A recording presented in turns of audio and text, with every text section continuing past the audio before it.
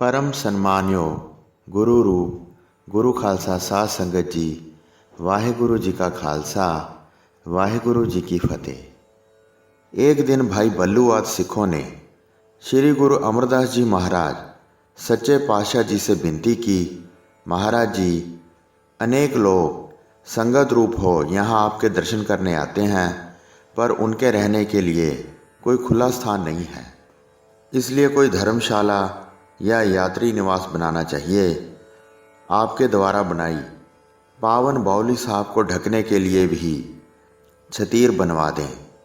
यह विनती सुनकर गुरुजी ने बाबा बुढ़ा जी व अपने भतीजे भाई सावनमल के साथ 5 सिखों को रियासत हरिपुर में भेजा और कहा, वहाँ से सराय के लिए लकड़ी के गट्ठे बांधकर ब्यास नदी के रास्ते से भेजने का प्रबंध करो। भाई सावनमल ने कहा, महाराज जी, पहाड़ी लोग गुरु की पूजा करने वाले नहीं होते, वे मूर्ति पूजक होते हैं। हमें वहाँ काफ़ी दिन लग सकते हैं, आपके दर्शनों बिना कैसे रहेंगे। श्री गुरु अमरदास जी ने कहा, श्री गुरु नानक साहब सदा आपके अंग संग हैं, गुरबानी पाठ सिमरन करते हुए उनके दर्शन कर लेना। ये तो सत्य है गुरुदेव, लेकिन इस डरपोक मन को समझाने के लिए अगर कोई अपनी निशानी बख्श देते तो बड़ी कृपा होती, भाई सावनमल ने कहा। गुरुजी ने अपना एक रुमाल बख्शते हुए कहा, ये हमारा रुमाल अपने साथ ले जाओ, इसे हमारा प्रतीक समझकर अपना मन मना लें। किसी संकट समय बने तो श्री गुरु नानक देव जी को याद करना, श्री गुरु नानक देव जी आपके सहाय होंगे। रुमाल लेकर सावनमल जी गुरु आज्ञा पा अपने साथ 5 सिखों को हरिपुर ले गए।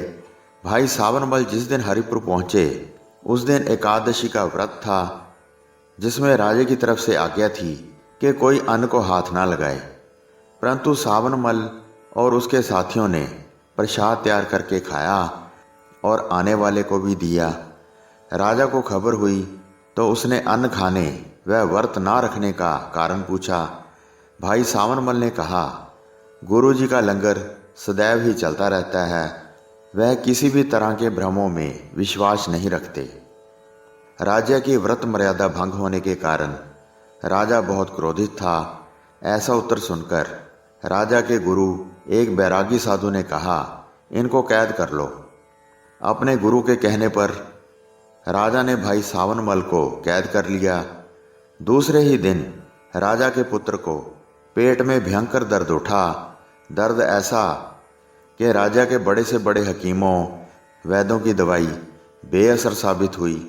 दवा के बेअसर होने पर निराश राजा ने नजूमियों और ज्योतिषियों से पूछा तो उन्होंने इसे किसी भगत को कष्ट देने के कारण आया दुख बताया।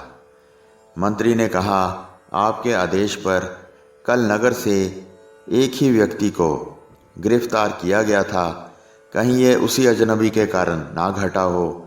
क्या यह उन्हीं के निरादर का फल है जिससे राजकुमार को इतनी असहनीय पीड़ा हासिल हुई है? शीघ्र ही कैद से निकालकर क्षमा मांगो। राजा ने ऐसा ही किया। तब सावनमल को महल में बुलाकर राजकुमार की जान बचाने की गुजारिश की गई। भाई सावनमल ने धन श्री गुरु नानक देव जी का ध्यान धर के अरदास की और राजा के पुत्र को गुरु जी का बख्शा हुआ पावन रुमाल छुहाया। राजकुमार उसी समय ठीक हो गया। राजकुमार उठकर बैठ गया। गुरु जी के ऐसे कौतुक को देखकर राजा व रानी सावनमल के चरणों में गिर पड़े। उसने सावनमल को बहुत सा धन और वस्त्र भी भेंट किए। 2-4 दिन तो खुशी में ही बीत गए। तो एक दिन राजा ने भाई सावनमल को यहाँ आने का कारण पूछा। सावनमल ने कहा, महाराज, ब्यास नदी के किनारे गोविंदवाल नगर में श्री गुरु अमरदास जी रहते हैं। उनके दर्शन करने के लिए दूर दूर से सिख सेवक आते हैं। उनके ठहराव के लिए धर्मशाला और गुरुदेव की बनवाई पावन बाउली साहब की छतीर बनवाने के लिए बहुत सी लकड़ी की ज़रूरत है। राजा ने उसी समय अपने आदमियों को हुक्म दिया कि मकानों में काम आने वाली देयार आदि लकड़ी काटकर उनके बेड़े पर बांधकर ब्यास में तैरा दो। इस प्रकार कुछ ही दिनों में बहुत सी लकड़ी गोविंदवाल साहब पहुंच गई। भाई सावनमल को महल में रहते कुछ महीने बीत गए थे। राजसी सत्कार और ठाठ बाट उनके मन पर छा चुका था। उनके पास आने वाले हर रोगी के मर्ज का इलाज गुरु साहब जी का बख्शा पावन रुमाल बन चुका था।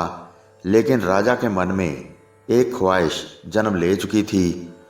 वो श्री गुरु अमरदास जी महाराज सच्चे पातशाह रूपी उस महासमुद्र के दर्शन करना चाहता था जहाँ से ये सावनमल रूपी नदी निकली थी। जब भी राजा सावनमल से उन्हें साथ लेकर गोविंदवाल साहब चलने को बोलता तो भाई सावनमल कोई ना कोई बहाना बनाकर दिन निकाल देते।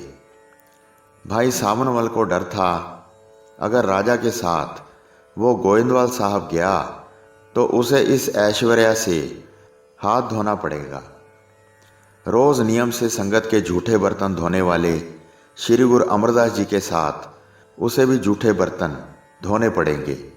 उसकी गरिमा और स्थान संगत में श्री गुरु अमरदास जी के हर आदेश को मानने वाले प्रधान सेवकों भाई बल्लू और भाई पारू से भी नीचे होगा। अपना ऐश्वर्यपूर्ण जीवन खोकर भाई सावनमल अब वापस सेवादार नहीं बनना चाहता था, लेकिन राजा अब गुरु दर्शन को तत्पर था। एक दिन भाई सावनमल के मना करने पर वो बिना सावनमल को लिए अपने परिवार मंत्रियों सहित गोविंदवाल साहब आ गया। गुरु जी के दर्शन और कुछ दिन सत्संग कर राजा इतना प्रसन्न था कि उसका वापस अपने राज्य जाने का मन ना था।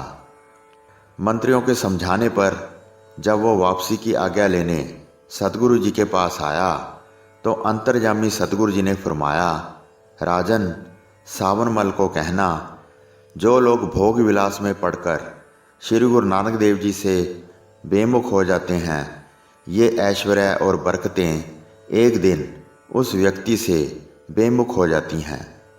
जिस गुरुद्वारे से एक दात पाकर वो खुद को पीर माने बैठा है, उससे बड़ी ताकत श्री गुरु नानक देव जी झाड़ू बरदारों को बख्श देते हैं। श्री गुरु नानक देव जी कभी दात देकर पछताते नहीं, क्योंकि गुरु नानक देव जी के घर कोई कमी नहीं। लेकिन जो जीवात्मा इन सौगातों में लिप्त होकर श्री गुरु नानक देव जी से बेमुख हो जाती है, वो अंत समय बहुत पछताती है, क्योंकि हर जीव की आखिरी पेशी श्री गुरु नानक देव जी के सामने ही होनी है। इसलिए जीव को सदा सब्र और शुक्र में रहना चाहिए। गुरु साहब कृपा करें, माया, धन, संपत्ति, पुत्र, परिवार सब सौगातें पाकर भी हम अपने प्रभु को ना भूलें। कुछ दिनों बाद राजा का संदेशा सुनकर भाई सावनमल श्री गोविंदवाल साहब पहुंच गया। उन्होंने श्री गुरु अमरदास जी के पास जाकर माफ़ी मांगी और उनके चरणों पर माथा टेका। गुरुजी भाई सावनमल को जान गए थे। गुरुजी ने सोचा कि भाई सावनमल करामात के चक्कर में सब कुछ भूल गए थे। श्री गुरु अमरदास जी ने भाई सावनमल को माफ़ कर दिया और उन्हें कहा, तुम्हारे पास सभी शक्तियाँ ऐसे ही सदा कायम रहेंगी, क्योंकि तुमने संगत की सेवा की है, इसलिए मेरी बख्शिशें तेरे पास सदा ही रहेंगी। जैसे ही आप अपने मन में चाहो तैसे ही उनसे सेवा लो। आपकी आज्ञा को कोई मिटा नहीं सकेगा। दिन रात सारे आपकी सेवा करेंगे। मेरी सेवा करने से ही आपको ये फल प्राप्त हुआ है।